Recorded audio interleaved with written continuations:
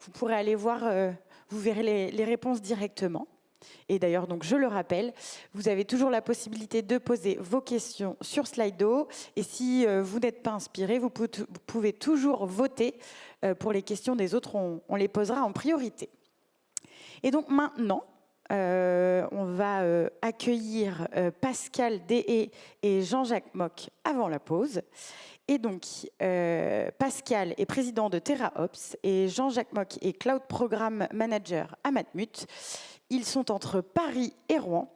Et aujourd'hui, ils vont nous présenter la migration de leur plateforme data et IA vers l'offre Sens, en respectant la confidentialité et en optimisant l'usage des services managés. C'est à vous, messieurs. Bonjour. Bonjour. Merci Annabelle. Merci Annabelle. Bonjour à tous. Je m'appelle Pascal Deshaies. Je suis le fondateur de TerraOps. Ça fait 20 ans que je travaille dans l'IT, 10 ans à accompagner des grands groupes comme Engie, BNP, Carrefour sur leur transformation cloud et DevOps. Et je suis accompagné de Jean-Jacques. Bonjour à tous, donc Jean-Jacques Mock, je pense que tu peux passer à la prochaine slide. Donc moi je suis directeur de programme cloud à la Matmut et également donc responsable du centre d'expertise cloud, puisque maintenant le cloud ça commence à être bien installé chez nous. Et également l'ensemble des infrastructures socle data, puisqu'on va parler de data, donc ça me touche aussi. Voilà, donc aujourd'hui effectivement on a pour objectif de vous présenter donc, avant tout donc, le groupe Matmut et sa transformation de système d'information, TerraOps, mais aussi du coup le retour d'expérience de cette migration de la plateforme data vers le cloud Sens, qui est un cloud qui se veut de confiance et qui a vocation à être souverain. Donc expliquer un peu les enjeux qui nous ont amenés à cette transformation-là, et derrière aussi la mise en œuvre et ce qu'on a mis en place. Bon, c'est pas la slide la plus passionnante de l'événement, mais je dois y passer, ça fait partie des contraintes que j'ai. Donc, Matmut, un assureur 360, très connu pour tous les contrats auto et habitation. On est basé, donc le siège social est à Rouen, en Normandie, pas très loin d'ici. C'est 6500 employés, 4 millions, un peu plus de 4 millions de sociétaires, 8 millions de contrats. Le point important, donc, je fais partie de ce qu'on appelle la DNI, donc la direction numérique et de l'innovation, sous le pilotage donc, de David Quentin, et au sein de la direction opération du SI, sous la responsabilité de Sébastien Marie, qui est notre CTO. Et donc la direction IT du groupe Matmut, c'est environ 500 personnes d'internes. Voilà. Donc TerraOps, c'est une société rouennaise et parisienne. On a des experts sur les domaines du cloud, du DevOps, aussi au sujet des Green IT, pour accompagner aussi l'éco-conception de services numériques. Donc on apporte effectivement principalement de la prestation intellectuelle et du consulting pour accompagner ces transformations de nos clients.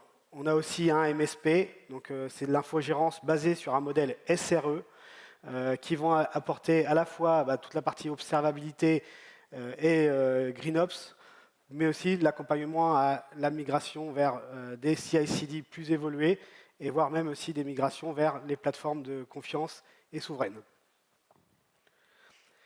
Alors, justement, en parlant de cloud de confiance, je vous donne un petit Rex que j'ai eu il y a 10 ans, lors de la première transformation que j'ai accompagnée dans un grand groupe.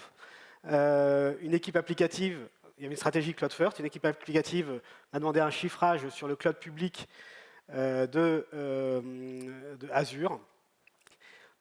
Et on leur a demandé déjà, comme les data centers français venaient d'ouvrir, si pour eux l'important c'était vital pour que les applications soient en France et pas en Irlande. Donc ils nous ont dit oui, c'est super important, les applications et les données sont très critiques et sensibles. On a fait le chiffrage sur les data centers français Azure, on a fait le chiffrage aussi dans les data centers de la zone de Dublin. Il y avait 30% plus cher. On a présenté ces chiffrages et finalement, il n'y avait plus nécessité d'être dans un cloud souverain, en tout cas en France, parce que c'était trop cher. Donc du coup, ça m'a fait relativiser sur aujourd'hui qu'est-ce qui était attendu, en tout cas il y a 10 ans en termes de souveraineté. Aujourd'hui, ça change beaucoup. Maintenant, on a des offres souveraines qui sont en France développées par des entreprises françaises. On a des offres qui sont à des années-lumière en termes de développement liés à des milliards d'investissements pendant toutes ces années, qui sont les cloud providers, Google, Azure et AWS, et voire aussi Oracle et IBM. Donc, on a quand même une différence entre les services proposés et les services disponibles sur ces régions.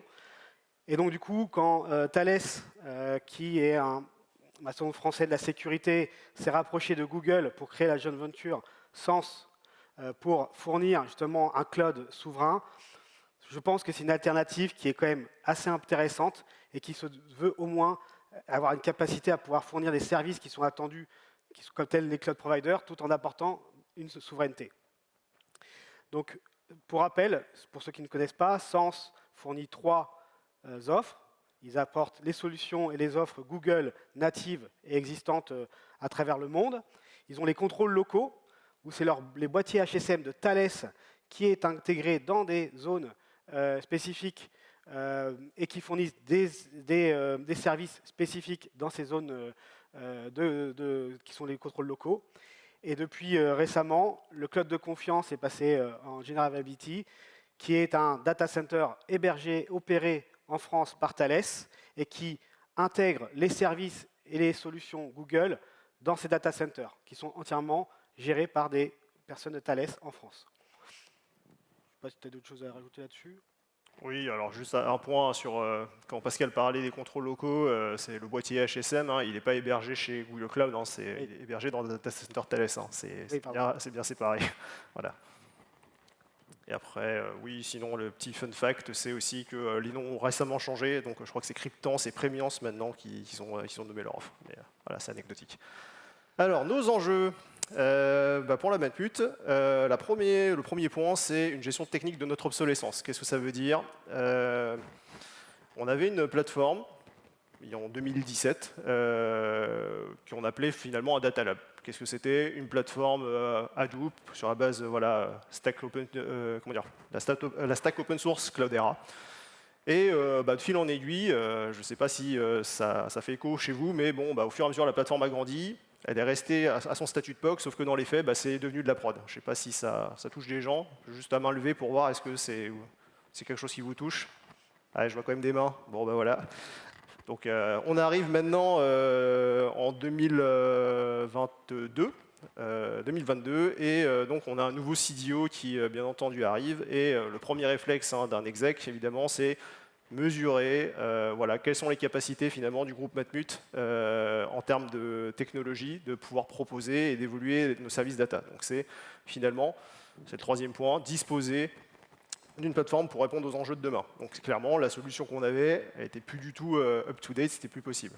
Et en plus de ça, on a toujours une nécessité de garder une cohérence globale à l'échelle de nos traitements. Et donc il faut qu'on puisse tenir en fait l'industrialisation de l'intégralité de tous les traitements de la data au sein du SI Matmut. Et évidemment, comme je vous le disais, la Matmut c'est basée en Normandie à Rouen. On a aussi une responsabilité en fait sociétale en fait à l'échelle de la région parce que la Matmut ça doit être le premier, peut-être le deuxième employeur privé de la région. Donc ça veut dire qu'on est un pôle d'attractivité pour la région Normandie. Et évidemment, si on veut capter de nouveaux talents qui sortent justement soit des écoles d'ingénieurs qui sont basées en région normande ou même d'ailleurs, on se doit d'être capable de venir leur proposer des challenges, en tout cas un écosystème, un environnement en fait qui vienne les enjouer, on va dire, pour travailler. Voilà. Donc qu'est-ce qu'il en est finalement? Ces deux enjeux-là, c'est deux visions en fait qui vont se confronter. La première, celle que vous voyez en bleu, la plateforme unifiée, c'est une vision très portée par notre CTO. En gros, on prend une plateforme, une offre avec Cloudera, on pose ça, c'est de la continuité, on a déjà la stack, on continue. En face de lui, on a un CTO, t'es bien gentil, mais ça marche pas très bien comme ça parce que au final, les gens qui sortent d'école ou autres, ils sont pas du tout formés, ils savent pas. Donc pour moi, c'est un gros frein à l'innovation et à l'adaptabilité.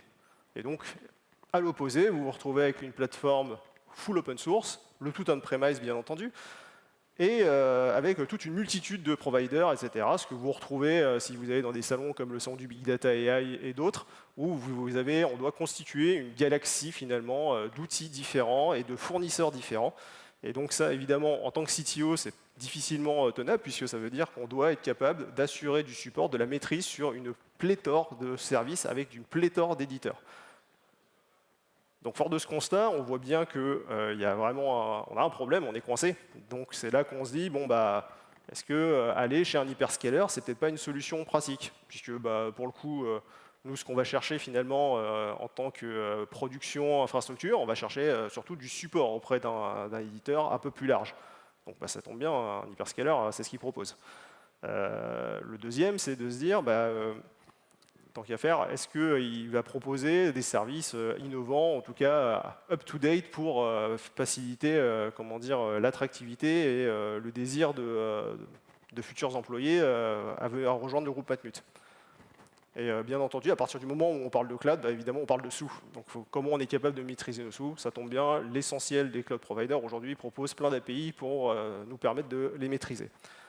Bien entendu, le principal problème dans ce genre de cas, c'est le fameux Cloud Act. Comment on peut se prémunir de ça et quelles sont les contraintes? Alors évidemment, aujourd'hui, il y a peu de choses en fait, qui nous permettent de nous en prémunir. Même là, ce que l'on fait aujourd'hui avec Sens, dans le cas des contrôles locaux, bah, au final, ça n'empêchera pas comment dire, une instance américaine de demander à Google de dumper les données. Le seul intérêt entre guillemets qu'on a, c'est juste que ce dump de données, il n'est pas fait en live, c'est plutôt des données à froid qui récupèrent, ça tombe bien, c'est ce qui est crypté finalement par le boîtier HSM. Donc globalement, Google aura répondu aux injonctions de son État de fournir les données et charge à l'État derrière de s'amuser à décrypter finalement le contenu des données, puisque les clés, comme je le disais, ne sont pas hébergées chez Google, donc ne sont pas à leur maîtrise. Et d'ailleurs, nous, on a un boîtier qui nous est dédié et on a eu un incident avec un de nos deux boîtiers qui est tombé en rade. Et donc lundi, je vais chez Sens justement pour réinitialiser un nouveau boîtier, puisque c'est nous, Matmut, qui maîtrisons en fait la clé. Et sans nous, ils ne peuvent pas remettre en ligne un nouveau boîtier. Voilà. Donc ce que vous voyez là, ça c'est le schéma qu'on utilise pour nos execs. Hein. Comment on convainc finalement un comité exécutif. On leur dit, à gauche vous avez tout ce qui est à l'intérieur, à droite tout ce qui est aussi géré côté Matmut, et bien entendu un super hyperscaler qui est capable de répondre à tous les besoins parce qu'il y a tous les services qui vont bien. Voilà. Ça si vous voulez retenir quelque chose de cette slide.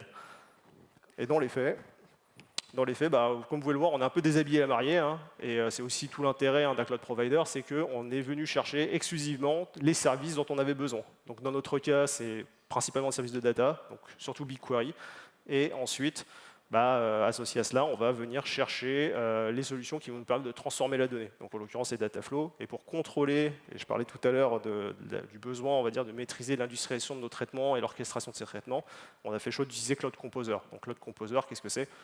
C'est juste la version packagée, supportée de Google, de Airflow. Voilà.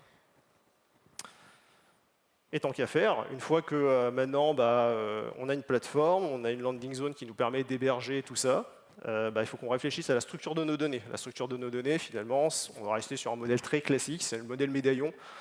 Donc bronze, c'est vos données brutes, le silver, c'est vos données qui ont été un peu raffinées, nettoyées, tout propre. Et évidemment, comme n'importe quelle entreprise, on a voulu forcément s'approprier un peu plus les données ou se donner un terme en plus, donc on a appelé ça une zone vermeille. La différence qu'il y a entre un silver et un vermeil, qu'est-ce que c'est? C'est juste, on a rendu agnostique la source des données, l'origine de la donnée, puisque au final, un utilisateur, ce qui l'intéresse lui, en fait, finalement, c'est de récupérer une valeur de données. Il se fiche de savoir en fait d'où provient cette source de données. Est-ce que la donnée de mon sociétaire elle vient du CRM ou est-ce qu'elle vient d'une autre base tierce? Ce n'est pas son intérêt. Lui, ce qu'il veut, c'est il veut la donnée du sociétaire. Et donc derrière, on va retrouver notre zone Gold qui va en fait être la donnée purement spécialisée, dédiée à un cas d'usage. Et un point important pour nous, donc je reviens un petit peu en arrière, mais ce sera sur votre gauche au milieu, donc c'est cette fameuse zone relais. Le rôle de cette zone relais, c'est une exigence qui nous a été portée en fait par nos execs. On doit être en maîtrise de savoir qu'est-ce qu'on envoie dans le cloud, parce que pour nous, au final, on a beau avoir tous les mécanismes de sécurité qu'on veut, le plus grand danger qui y est, c'est nous, finalement. C'est nous, qu'est-ce qu'on va finalement déléguer, qu'est-ce qu'on va autoriser à un hyperscaler à gérer. Donc l'idée, ici, c'est de cette zone relais, c'est vraiment la zone maître, l'ensemble des données maîtres que l'on envoie dans le cloud est stocké ici et synchronisé vers cette zone bronze. Voilà ce qu'il faut retenir. Donc effectivement, ce projet, il a duré presque 1 an et demi, du démarrage, toute la partie landing zone, mise en œuvre, migration et du coup décommissionnement de l'ancienne stack data. Et effectivement, l'objectif, c'était donc de développer pendant cette année et demie, bah, de développer ces challenges qui ont été assez complexes. D'abord, les limitations avec les contrôles locaux. Même si on a beaucoup de services GCP, beaucoup de services GCP sont complètement worldwide, et donc du coup, ils doivent être des services GCP qui doivent être instanciés sur des services très spécifiques. Donc du coup, on avait quand même des limitations en termes de version et en termes de nombre de services managés utilisables. Ensuite, comme toute transformation technique, il y a une transformation humaine. La montée en compétence des personnes donc intégrées déjà et celle qui allait arriver. Ce qui a permis aussi l'intérêt de plateforme, c'est aussi qu'un consultant qui a l'habitude d'être sur GCP n'aura pas trop de difficultés à déployer les mêmes ressources sur le sens. Donc effectivement, il y a eu un accompagnement pour intégrer toute la partie landing zone, mettre en place toutes les vagues de migration et de formation pour que les équipes puissent appréhender et intégrer les nouveaux principes avec la nouvelle organisation pour restructurer toute la vision data de la Matmut. Alors c'est quand même quelque chose qui a été assez complexe, hein. On n'est pas sur juste un lift and shift, hein. On est vraiment sur une transformation de toute l'organisation data.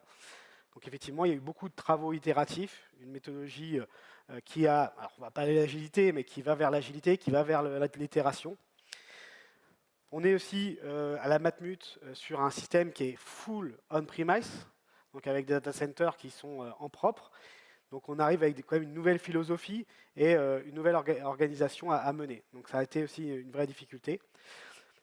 L'autre aussi, c'est l'intégration du DevOps. Donc on est sur des chaînes d'intégration et de déploiement continu qui ont aujourd'hui qui étaient à l'époque quelque chose qui n'était pas du tout automatisé, à maintenant aujourd'hui effectivement des infrastructures qui supportent justement cette automatisation et qui doivent pouvoir justement accélérer ces mises en production qui se vont le plus rapide possible. C'est la fin, c'est quoi? C'est le mot de la fin pour moi. Voilà. Ok. Alors bon, là ce que je vous présente, hein, on est vraiment sur le rush final. On doit terminer. On éteint en fait notre machine. C'est le 16 décembre. Voilà, électriquement, elle sera coupée électriquement parce qu'on a d'autres opérations techniques qu'on doit gérer puisqu'on opère nos propres data centers. Et donc à cette occasion-là, on interrompra littéralement cette plateforme obsolète qui était encore utilisée il y a peu. Par conséquent, en 2 ans, ce n'est pas suffisant pour couvrir tous les besoins. Il faut bien comprendre que l'adoption du cloud, ce n'est pas quelque chose qui va se faire en un claquement de doigts, ça prend beaucoup de temps. Donc le premier point, bien entendu, maintenant qu'on a des utilisateurs, maintenant qu'on a de la donnée, il faut qu'on soit capable de maîtriser cette consommation et dans un premier temps, être capable d'afficher cette consommation. Aujourd'hui, il faut voir que comment on utilise en fait l'IT à la Matmut, c'est un peu un pot à bonbons. Donc globalement, tout le monde pioche dedans et en fait, tant qu'il y en a encore, on y va et le moment où il n'y en a plus, on se réveille, on se dit zut, désolé les gars, il n'y a plus de budget, on ne peut plus faire. Donc l'idée, changer un peu ça et comprendre et que les métiers qui consomment cette plateforme en fait sont aussi contraints, limités et se doivent aussi de maîtriser leurs actions. Pascal parlait tout à l'heure de l'offre du club de confiance. Hein. Aujourd'hui, on n'est pas encore dessus. L'offre est en ouverture généralisée depuis quelques mois maintenant. Et donc nous, on va devoir en fait s'orienter vers cette offre puisque l'une des conditions qui nous a permis en fait de consommer en fait ce service, c'est surtout la disponibilité de ce service. Et de surcroît, c'est sa qualification SecNum Cloud qui doit venir. Alors je ne sais pas quand est-ce qu'elle arrive. Ça fait des mois que je l'étonne un peu, donc peut-être que dans les jours, semaines à venir, il y aura peut-être une bonne annonce et ce sera très bien pour eux. Et comme ça pourra dire qu'on a fait le bon choix aussi.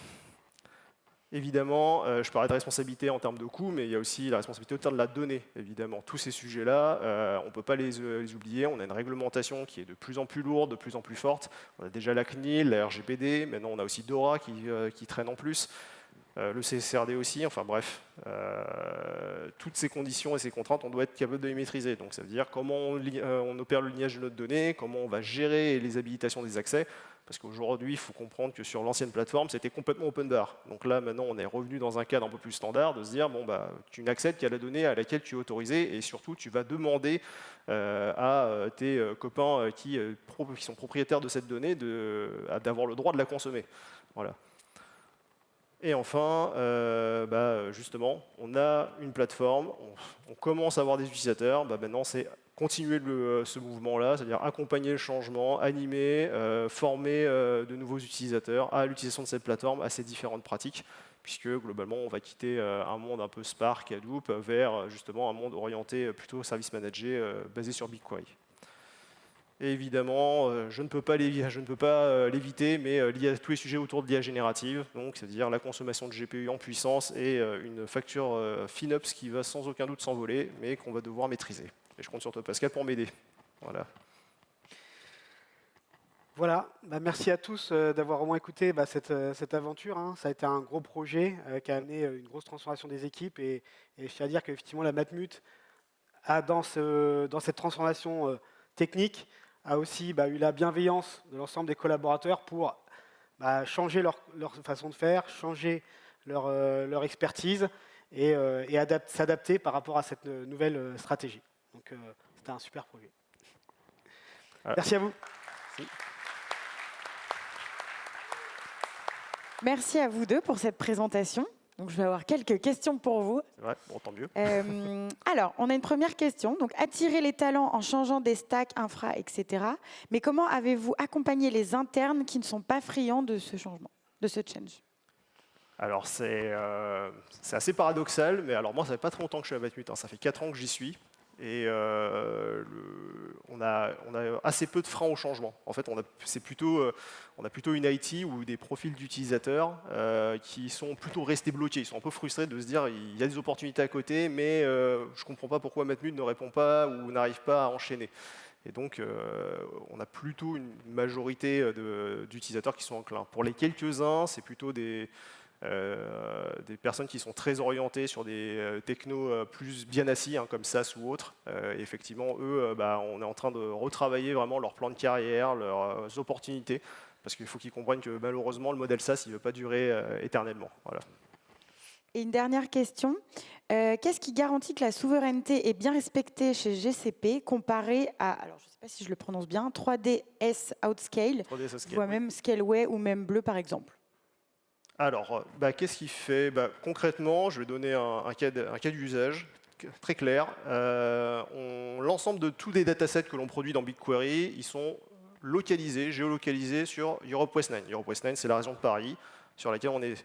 Il faut savoir que quand vous utilisez BigQuery Studio, par défaut, vous êtes localisé, le client en tant que tel que vous utilisez, il est positionné à US Central One, donc il est hors de France.